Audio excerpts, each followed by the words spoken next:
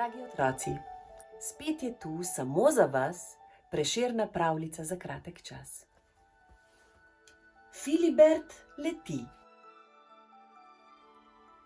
Nekega lepega jutra je Filibert sfrčal pod temno modro polarno nebo. Zelo se mu je mudilo in hitel je, kolikor so ga nesle peruti. V naglici niti opazil ni, da je švignil mimo velikega starega galeba. Nenadoma je zažvižgalo za njim. Ej, ti! Se je zadrl galeb. Kaj pa misliš? Kako si me drzneš prehiteti? Tega vendar ne smeš! Ja, zakaj pa ne? Je začudeno zinil Filibert in pogumno letel naprej. Ker si pingvin, ti trap! In pingvini ne letajo po zraku, ker sploh ne znajo leteti. Zato! A ja? Je vzkliknil Filibert posmehljivo.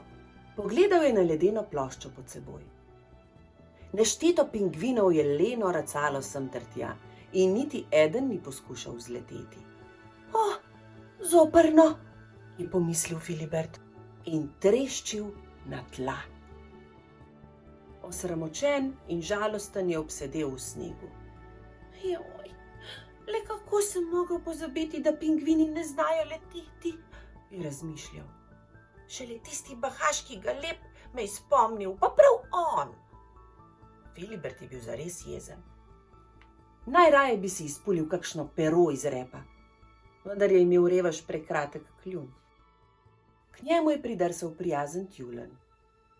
No, zakaj povešaš kljun do popka? Je radovedno vprašal. Filibert je zastokal. Strašansko se mi je nekam mudilo, pa sem sklenil, da bom kar odletel tja. Ampak prav takrat sem pozabil, da sploh ne znam leteti, ker sem samo ubog pingvin. Starega galeba sploh ni omenil. No daj. Samo ubog pingvin, da si. Ne lomi ga, se je skoraj razjezil tjulenj. Kup stvari znaš bolje kot tiste živali, ki letajo po zraku. Joj, kaj le? Je zastokal pingvinček. Ničesar ne znam. Seveda znaš. Recimo, imenitno se znaš po zadnji plati popeljati snežnega hribčka. Filibert je prisluhnil. Z belugo, belim kitom tekmuješ v plavanju. Nihče se ne more meriti s teboj. Najboljši si. Filibert je smrknil. No ja, nekaj bo že res, je pomislil. Drsati znaš kot svetovni prvak. Kadar zaplešeš na ledu, se staja srček najbolj mrzle pingvinčice, je navihano pomežiknil tjulenj in dregnil pingvinčka pod perut. Filibert je bil le še čisto malo žalosten. Nihče ne raca tako vzravnano in ponosno kot ti, pa še tak modern, lep in eleganten frak imaš, je nadaljeval tjulenj.